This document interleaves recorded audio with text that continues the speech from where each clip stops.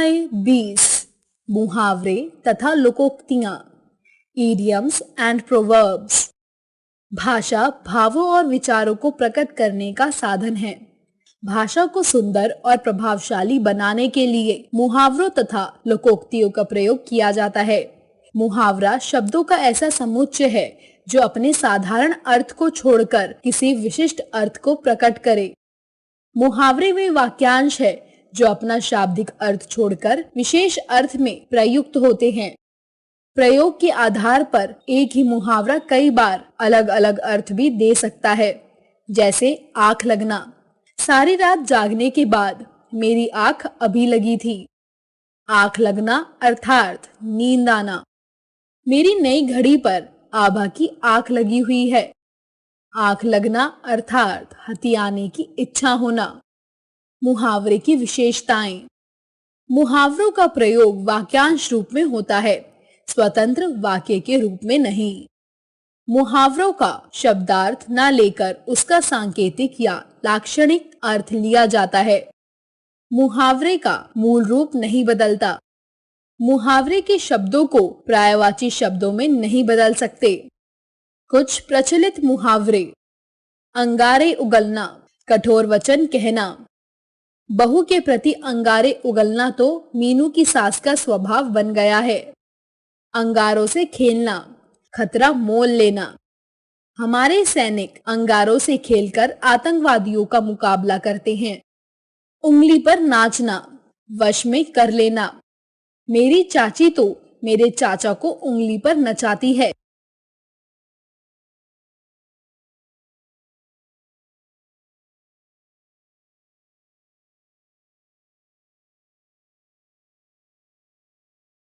अंग अंग मुस्काना, बहुत प्रसन्न होना। कविता प्रतियोगिता में प्रथम पुरस्कार पाकर विनय का अंग अंग मुस्कुरा रहा है। अपनी खिचड़ी अलग पकाना, सबसे अलग रहना। मेरी बुआ कभी मिलकर काम नहीं करती, वह हमेशा अपनी खिचड़ी अलग पकाती है। आंखें खुलना, होश में आना। जब सारा धन तुम्हारा बेटा बर्बाद कर देगा तब तुम्हारी आंखें खुलेंगी। आंखें चार होना, प्रेम करने लगना। अशोक ने आंखें चार होते ही विवाह कर लिया। आंख दिखाना, गुस्सा प्रकट करना। मोहन जब मेहमानों के सामने शरारतें कर रहा था तो उसकी मम्मी ने उसे आंखें दिखाई। आंख नीची होना, लज्जित होना। शराबी बेटे के कारण समाज के सामने सारे परिवार की आंखें नीची हो जाती हैं। आसमान सिर पर उठाना, बहुत शोर करना। अध्यापक के कक्षा से बाहर जाते ही छात्रों ने आसमान सिर पर उठा लिया। आसमान से बातें करना, बहुत ऊंचा होना। आजकल शहरों में आसमान से बातें करती इमारतें बनने लगी हैं। इधर उधर की हाँकना, बहुत गप्पे मारना। श्रीमती मंजू हमेशा इधर उधर की हाँकती रहती हैं। उंगली उठाना, दोष निकालना। श्रीमती अनीता की गली के सभी बच्चों पर उंगली उठाने की आदत है। 19-20 का फर्क होना, मामूली अंतर। अवनी और आस्था दोनों में जुड़वा बहनें होने के कारण 19-20 का फर्क भी नहीं है। उल्लू बनाना, मूर्ख बनाना। दुकानदार ने अपनी चिकनी चुपड़ी बातों से मुझे उल्लू बनाकर पुराना सामान दे दिया। उल्टी सीधी सुनाना, बुरा भला कहना। तुम्हारी गलत आदतों के कारण ही पिताजी तुम्हें उल्टी सीधी सुनाते हैं। ओखली में सिर देना, जानबूझकर मुसीबत में पड़ना। रोहन ने अभय से मित्रता करके ओखली में सिर दे दिया। ओस चाट कर रहना, बहुत कम आहार पर रहना। पतले होने के लिए आस्था आजकल केवल एक रोटी खाती है, ये समझ लो कि ओस चाट कर रहती है। कमर कसना, काम के लिए तैयार होना। नेहा ने परीक्षा में प्रथम आने के लिए कमर कस ली है। कमर टूटना, हिम्मत टूट जाना। जवान पुत्र की मृत्यु होने पर माता पिता की कमर टूट गई। कलेजा मुंह को आना, बहुत घबरा जाना। बस कार की टक्कर देखकर मेरा कलेजा मुंह को आ गया। कलेजा ठंडा होना, संतोष होना। पुत्र की विदेश में नौकरी लगने पर मां का कलेजा ठंडा हो गया। काठ का उल्लू होना, बिल्कुल मूर्ख होना। रमन तो पूरा काठ का उल्लू है, उसे कुछ समझ नहीं आता। काया पलट देना, बिल्कुल बदल जाना। जब रीना गांव से शहर में आई तो उसकी काया पलट हो गई। कोल्हू का बैल, दिन रात काम में जुटे रहना। अकेले इतने बड़े परिवार के पालन पोषण ने रामू को कोल्हू का बैल बना दिया है। कान का कच्चा होना, चुगली पर ध्यान देने वाला। मेरी दादी बहुत अच्छी है पर कान की कच्ची है। खाक छानना, मारा मारा फिरना। दीपक नौकरी पाने के लिए दफ्तरों की खाक छानता फिर रहा है। खरी खोटी कहना, बुरा भला कहना। पड़ोसी से झगड़ा होने पर राजपाल ने खरी खोटी कही। खून खौलना, अत्यंत क्रोध आना। बेटे के चोरी के अपराध में पकड़े जाने पर पिता का खून खौलने लगा। गाल बजाना, बहुत अधिक बोलना। मीना की बातों पर ध्यान मत दो, उसे तो गाल बजाने की आदत है। गागर में सागर भरना, थोड़े शब्दों में बहुत अधिक कहना। रहीम ने अपने दोहों में गागर में सागर भर दिया है। गड़े मुर्दे उखाड़ना, बीती बातों को छेड़ना। गड़े मुर्दे उखाड़ने से अच्छा है कि भविष्य के बारे में सोचा जाए। घर का न घाट का, कहीं का नहीं। आजकल सरकारी नीतियों के कारण शिक्षित युवा वर्ग न घर का रहा न घाट का। घर सिर पर उठाना, बहुत शोर करना। जब अभय के दोस्त घर पर आते हैं तो सब घर सिर पर उठा लेते हैं। घाट घाट का पानी पीना, जगह जगह का अनुभव प्राप्त करना। नेता रामदास को हराना कठिन है, उन्होंने घाट घाट का पानी पी रखा है। घोड़े बेचकर सोना, निश्चिंत होकर सोना। जब से संयम की परीक्षाएं समाप्त हुई है वह घोड़े बेचकर सोता है। घाव हरा होना, पुराना दुख याद आ जाना। रमा के पति की मृत्यु की खबर सुनकर सविता के घाव हरे हो गए। चेहरे की हवाइयां उड़ना, डर जाना। पुलिस द्वारा चारों तरफ से घिर जाने पर चोर के चेहरे की हवाइयां उड़ने लगी। चारपाई पकड़ना, बहुत बीमार होना। पुत्र की मृत्यु के कारण पिता ने चारपाई पकड़ ली। चादर से बाहर पैर फैलाना, सामर्थ्य से अधिक खर्च करना। अमित ने अपनी बेटी की शादी पर इतना खर्च किया कि अपनी चादर से बाहर पैर फैला लिए। छाती पर सांप लौटना, दूसरे की तरक्की को देखकर जलना। अभय के बढ़ते व्यापार को देखकर उसके मित्रों की छाती पर सांप लौटने लगे। छठी का दूध याद आना, कठिनाई का अनुभव होना। कठिन प्रश्न पत्र देखकर छात्रों को छठी का दूध याद आ गया। जान निकलना, बहुत अधिक डर जाना। सांप को देखते ही मेरी जान निकल गई। जान में जान आना, कठिनाई समाप्त हो जाना। जब रेल दुर्घटना से मीनू के पति सही सलामत घर वापस आ गए तो उसकी जान में जान आई। जमीन पर पांव ना पड़ना, घमंड होना। जब से सविता के बेटे की विदेश में नौकरी लगी है उसकी जमीन पर पांव नहीं पड़ते। टेढ़ी खीर, कठिन काम। आजकल दिल्ली के कॉलेजों में प्रवेश पाना, टांग अड़ाना, दखल देना। नेहा की हर किसी के काम में टांग अड़ाने की आदत है। डींगे हाँकना, अपनी झूठी प्रशंसा करना। अभिनव हमेशा डींगे हाँकता रहता है। तलवे चाटना, चापलूसी करना। अभिषेक पदोन्नति पाने के लिए हमेशा अपने अफसरों के तलवे चाटता रहता है। तिल का ताड़ बनाना, छोटी सी बात को बड़ा चढ़ाकर कहना।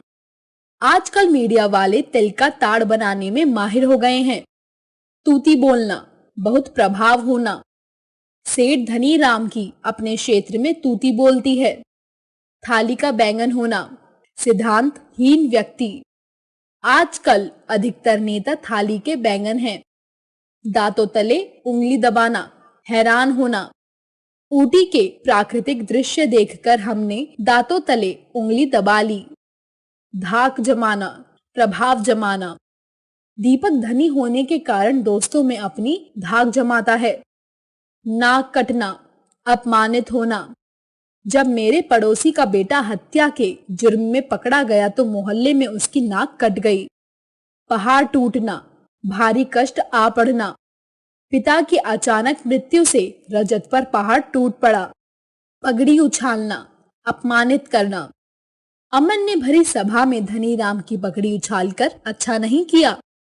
5 उंगलियां घी में होना, बहुत लाभ होना। अजय की कलेक्टर बनते ही पूरे परिवार की 5 उंगलियां घी में हो गई। पत्थर की लकीर, पक्की बात। राजा दशरथ ने कैकेयी को दिए वचन पूरे किए, क्योंकि उनके वचन पत्थर की लकीर थे। फूला न समाना, बहुत प्रसन्न होना। जब दीपांशु कक्षा में प्रथम आया तो वह फूला न समाया। बाएं हाथ का खेल, सरल कार्य होना। अभिमन्यु का दौड़ में जीतना बाएं हाथ का खेल है। बीड़ा उठाना, जिम्मेदारी लेना। दीप्ति ने अपने आस पड़ोस के सभी गरीब बच्चों को शिक्षा प्रदान करने का बीड़ा उठाया है। भूत सवार होना, हट पकड़ लेना। अक्षय पर विदेश जाने का भूत सवार है। राय का पर्वत बनाना, छोटी बात को बहुत बड़ा चढ़ाकर कहना। श्रीमती वर्मा की तो राय का पर्वत बनाने की आदत है। रास्ता देखना, प्रतीक्षा करना। मैं कल दिन भर अपनी सहेली का रास्ता देखती रही। रंग में भंग पड़ना, खुशी में विघ्न पड़ना। शादी में बारातियों के नाराज होने से रंग में भंग पड़ गया। रोंगटे खड़े होना, भयभीत होना। रेल दुर्घटना की बात सुनकर मेरे रोंगटे खड़े हो गए। लुटिया डुबाना, हानि करना। रोहन कोर्ट में मुकदमा जीत ही रहा था कि पार्थ ने उसके विरुद्ध गवाही देकर उसकी लुटिया डुबा दी। लोहा मानना, श्रेष्ठ मानना। अंग्रेजों ने रानी लक्ष्मीबाई की वीरता का लोहा माना। लकीर का फकीर होना, रूढ़िवादी होना। रामलाल तो लकीर का फकीर है। बेटी का विवाह दूसरी जाति में करने से मना कर दिया। लोहा लेना, डटकर मुकाबला करना। हमारी सेना शत्रु से लोहा लेने के लिए पूरी तरह से तैयार है। सोने पर सुहागा होना, अच्छी चीज का और अच्छा होना। सान्या सुंदर होने के साथ साथ पढ़ी लिखी भी है, यह तो सोने पर सुहागा है। हथेली पर सरसों उगाना, असंभव काम संभव करना। साधन न होते हुए भी डॉक्टर कलाम का राष्ट्रपति पद तक पहुंचना हथेली पर सरसों उगाने जैसा था। हवाई किले बनाना, काल्पनिक इरादे प्रकट करना। मयंक कुछ काम तो करता नहीं, केवल हवाई किले बनाता रहता है।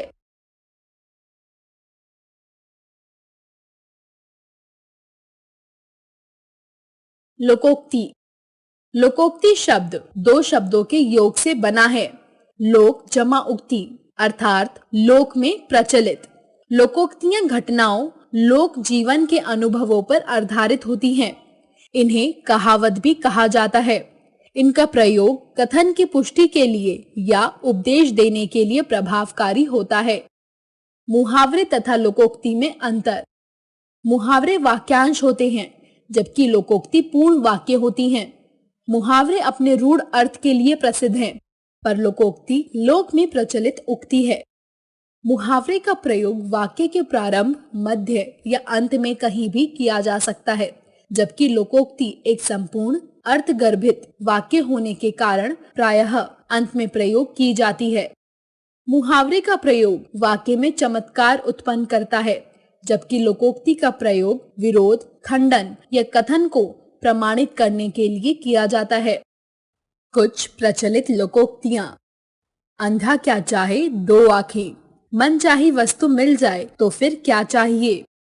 विदेश में नौकरी मिलने पर पार्थ बहुत प्रसन्न हुआ और कहने लगा, अंधा क्या चाहे 2 आंखें। अंधों में काना राजा, मूर्खों में थोड़ा समझदार होना। अभय ने 10वीं पास कर ली, परंतु गांव के अनपढ़ लोगों के बीच वह अंधों में काना राजा है। अंधा बांटे रेवड़ी, फिर अपने को दे। न्याय को ध्यान में न रखकर अपने लोगों को लाभ पहुंचाना। जब से मनोहर लाल गांव के मुखिया बने हैं, तभी से वे अपनी जाति के लोगों को लाभ पहुंचा रहे हैं। ठीक तो है, अंधा बाटे रेवड़ी, फिर अपने को दे।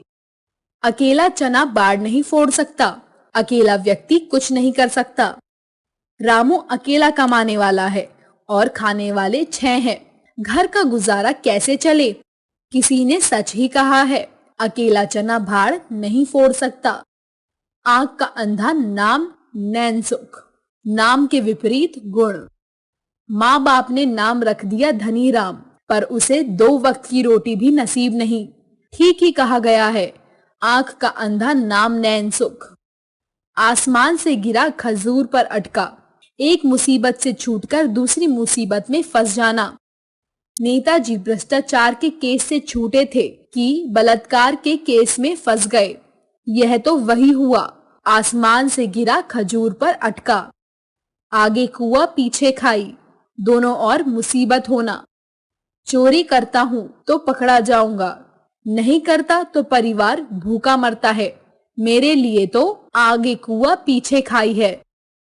ईश्वर की माया, कहीं धूप कहीं छाया, विचित्र विरोध। एक भाई के पास खाने के लिए नहीं है और दूसरा भाई लाखों रुपए दान करता है। इसे कहते हैं ईश्वर की माया, कहीं धूप कहीं छाया। इन तिलों में तेल नहीं, कुछ भी मिलने की आशा न होना। राम प्रसाद का दरवाजा छोड़कर किसी दूसरे का दरवाजा खटखटाओ, यहाँ से तुम्हें कुछ भी नहीं मिलेगा, क्योंकि इन तिलों में तेल नहीं है। उल्टा चोर कोतवाल को डांटे, स्वयं दोषी होने पर भी दूसरों पर रौब जमाना। चोरी करते हुए जब घर के नौकर ने अनुराग को पकड़ लिया तो वह नौकर पर ही चोर चोर कहकर झपट पड़ा। यह तो वही बात हुई, उल्टा चोर कोतवाल को डांटे। ऊंट के मुंह में जीरा, अधिक खाने वाले को कम भोजन देना। रजत ने पहलवान को आधा किलो दूध पीने को दिया। यह तो ऊंट के मुंह में जीरे वाली बात हुई। एक अनार 100 बीमार, थोड़ी वस्तु और चाहने वाले अधिक। एक रिक्त पद के लिए 5000 आवेदन पत्र आए। यह तो एक अनार 100 बीमार वाली बात हुई। एक हाथ से ताली नहीं बजती, झगड़े का कारण एक पक्ष नहीं होता। मैं नहीं मानती कि झगड़ा केवल अनुभव ने किया है, तुम्हारी कोई गलती नहीं है, क्योंकि एक हाथ से ताली नहीं बजती। एक ही थैली के चट्टे बट्टे, एक जैसे स्वभाव वाले। आजकल सभी दलों के नेता एक ही थैली के चट्टे बट्टे हैं। एक पंथ 2 काज, एक समय में 2 काम। पराजिता परीक्षा देने आगरा गई और ताजमहल भी देख आई। इसे कहते हैं एक पंथ 2 काज। एक मछली सारे तालाब को गंदा कर देती है। एक व्यक्ति के बुरे काम से सारे कलंकित होते हैं। अभय के चोरी के इल्जाम में पकड़े जाने पर सभी उसके परिवार को भी संदेह की दृष्टि से देखने लगे। सच ही तो है कि एक मछली सारे तालाब को गंदा कर देती है। काला अक्षर भैंस बराबर, बिल्कुल अनपढ़। तुम शामू से पत्र लिखवाना चाहते हो, उसके लिए तो काला अक्षर भैंस बराबर है। कंगाली में आटा गीला, गरीबी में और हानि होना। एक तो इतनी महंगाई, दूसरी ओर रमेश की नौकरी छूट गई। यह तो कंगाली में आटा गीला होने वाली बात हो गई। खग की भाषा खग ही जाने, अपने वर्ग के लोग ही एक दूसरे को समझ सकते हैं। चालाक ईशा की चाल उसकी सहेली ही बता सकती है, क्योंकि खग की भाषा खग ही जाने। खरबूजे को देखकर खरबूजा रंग बदलता है, देखा देखी काम करना। सीमा की बड़ी बहू बड़े शांत स्वभाव की थी। छोटी बहू के आने पर वह भी लड़ने लगी। सच है, खरबूजे को देखकर खरबूजा रंग बदलता है। खोदा पहाड़ निकली चूहिया, मेहनत अधिक लाभ कम। प्रशांत ने सारा दिन दुकानदारी की, उसे केवल 100 रुपए का लाभ हुआ। इसे कहते हैं खोदा पहाड़ निकली चूहिया। घर की मुर्गी दाल बराबर, घर की वस्तु की कद्र नहीं होती। अभिमन्यु की मम्मी गणित में एमए है और वह दूसरे अध्यापक से ट्यूशन पढ़ने जाता है। सच है, घर की मुर्गी दाल बराबर। 4 दिन की चांदनी फिर अंधेरी रात, थोड़े दिन का सुख। रमेश का व्यापार कुछ दिन चलकर ठप हो गया। इसे कहते हैं 4 दिन की चांदनी फिर अंधेरी।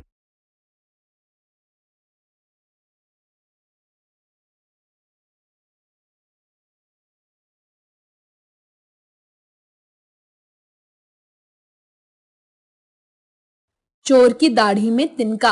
अपराधी अपने अपराध से स्वयं शंकित रहता है। पुलिस के देखते ही रोहन भागने लगा तो पुलिस ने उसे पकड़ लिया। सच ही तो है, चोर की दाढ़ी में तिनका।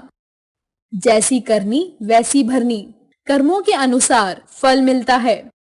नंदलाल ने अपने वृद्ध माता पिता को गांव में छोड़कर उनकी खबर लेना भी जरूरी नहीं समझा। अब उसका बेटा उन्हें छोड़कर विदेश चला गया तो क्यों दुखी होता है। जैसी करनी वैसी भरनी। तुम्हारे मुंह में घी शक्कर, तुम्हारी बात सच हो। जब संयम का 12वीं कक्षा का परिणाम 98% आया तो उसकी बहन ने कहा कि यह तो IIT में भी टॉप करेगा। तब उसकी मम्मी ने कहा, तुम्हारे मुंह में घी शक्कर। बंदर क्या जाने अदरक का स्वाद, मूर्ख गुणों को नहीं पहचानता। इस अनपढ़ को कविता सुनाने का क्या लाभ, क्योंकि बंदर क्या जाने अदरक का स्वाद। भागते चोर को लंगोटी भली, पूरी हानि की संभावना में जो कुछ बच जाए वही ठीक है। मोहन तो मेरे 10,000 रुपए नहीं लौटा रहा था। तुम्हारे कहने पर उसने मुझे 4,000 दे दिए। मैंने सोचा भागते चोर की लंगोटी भली। सर मुंडाते ही ओले पड़ना, काम आरंभ करते ही बाधा आना। श्रवण ने फैक्ट्री शुरू की ही थी कि मजदूरों ने हड़ताल कर दी। इसे कहते हैं सर मुंडाते ही ओले पड़ना। सांच को आँच नहीं, सच्चे को किसी का डर नहीं। मोहन पर जब चोरी का इल्जाम लगाया गया तो उसने कहा कि मुझे फंसाया जा रहा है। मैं डरता नहीं हूँ, क्योंकि साच को आँच नहीं। 100 सुनार की एक लुहार की।